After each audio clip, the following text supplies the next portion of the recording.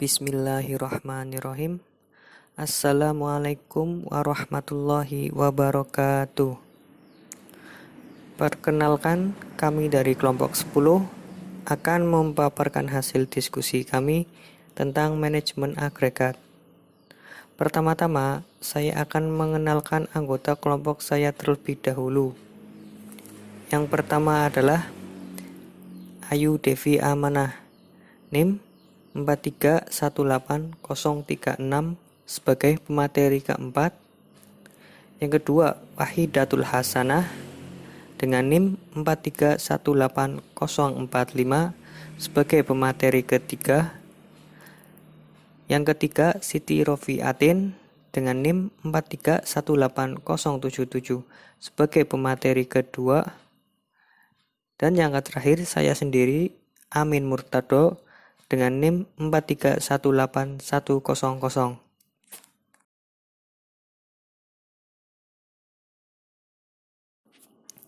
Pengertian manajemen agregat.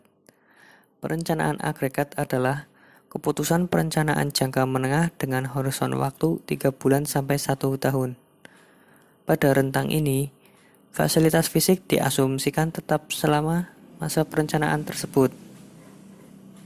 Perencanaan agregat hanya berfokus terhadap famili produk dan tidak melihat item individu. Perencanaan agregat dibuat untuk menyesuaikan kemampuan produksi dalam menghadapi permintaan pasar yang tidak pasti, dengan mengoptimalkan penggunaan tenaga kerja dan peralatan produksi yang tersedia, sehingga biaya total produksi dapat ditekan seminimal mungkin.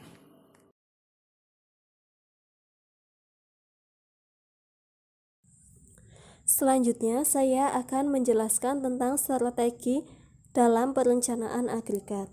Terdapat 7 strategi yang digunakan dalam perencanaan agregat, yaitu 1. Melakukan variasi tingkat persediaan. Pada strategi ini, jumlah karyawan dan waktu kerja dipertahankan tetap sehingga rata-rata tingkat produksi akan tetap. Yang kedua, melakukan variasi jam kerja. Dalam strategi ini, jumlah karyawan dipertahankan tetap untuk suatu tingkat produksi tertentu. Perubahan hanya dilakukan terhadap jam kerja. Yang ketiga, melakukan variasi jumlah tenaga kerja. Apabila terjadi permintaan tinggi, dilakukan penambahan tenaga kerja. Sebaliknya, pada waktu permintaan rendah, dilakukan pengurangan tenaga kerja. Yang keempat, subkontrak. Subkontrak dilakukan apabila terjadi permintaan yang bertambah sementara kapasitas produksi tidak cukup untuk memenuhinya, sedangkan perusahaan tidak menghendaki hilangnya permintaan atau pelanggan penting. Yang kelima, menggunakan pekerja paruh waktu. Dalam sektor jasa, pekerja paruh waktu dapat memenuhi kebutuhan tenaga kerja berketerampilan rendah, seperti di restoran, toko eceran, dan supermarket. Yang keenam, mempengaruhi permintaan. Jika permintaan turun atau rendah, perusahaan berusaha menaklukkan permintaan melalui penerbangan dan perhotelan sering berkembang, sering memberikan potongan harga pada akhir pekan atau pada musim-musim sepi. Yang ketujuh, pemesanan tertunda selama periode permintaan tinggi. Pemesanan tertunda adalah pemesanan barang atau jasa yang diterima perusahaan tapi baru dapat dipenuhi kemudian setelah perusahaan mempunyai persediaan. Selanjutnya akan dijelaskan oleh teman saya.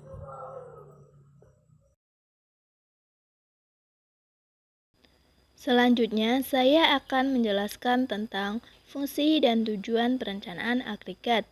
Fungsi perencanaan agregat ada 7. Yang pertama, menemukan metode yang tepat untuk digunakan sebagai strategi perusahaan dalam menghadapi jumlah permintaan, sehingga ditemukan biaya terkecil. Yang kedua, menjamin rencana penjualan dan rencana produksi konsisten terhadap rencana strategi perusahaan. Yang ketiga, alat ukur performansi proses perencanaan produksi. Yang keempat, menjamin kemampuan produksi konsisten terhadap rencana produksi dan membuat penyesuaian. Yang kelima, memonitor hasil produksi aktual terhadap rencana produksi dan membuat penyesuaian. Yang keenam, mengatur persediaan produk jadi untuk mencapai target dan membuat penyesuaian. Yang terakhir atau yang ketujuh, mengarahkan penyusunan dan pelaksanaan jadwal induk produksi. Tujuan perencanaan agregat ada 3.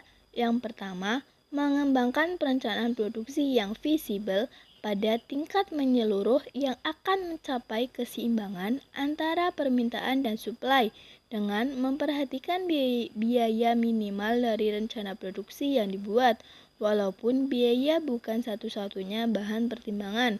Yang kedua, sebagai masukan perencanaan sumber daya, sehingga perencanaan sumber daya dikembangkan untuk mendukung perencanaan produksi. Yang terakhir atau yang ketiga, meredam atau stabilisasi produksi dan tenaga kerja terhadap fluktuasi permintaan. Selanjutnya akan dijelaskan oleh teman saya. Selanjutnya mengenai perencanaan agregat dalam perusahaan jasa. Perencanaan agregat dalam bidang jasa pada prinsipnya sama dengan perencanaan agregat dalam bidang manufaktur, yaitu bertujuan untuk memperoleh suatu pemecahan yang optimal dalam biaya atau keuntungan.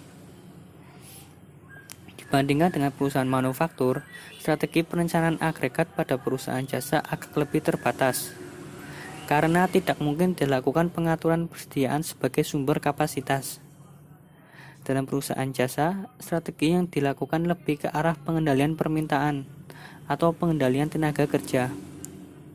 Pengendalian permintaan dilakukan dengan promosi, kerjasama, atau pengaturan harga.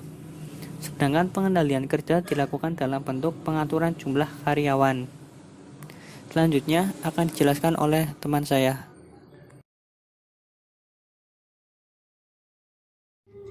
Selanjutnya metode perencanaan agregat.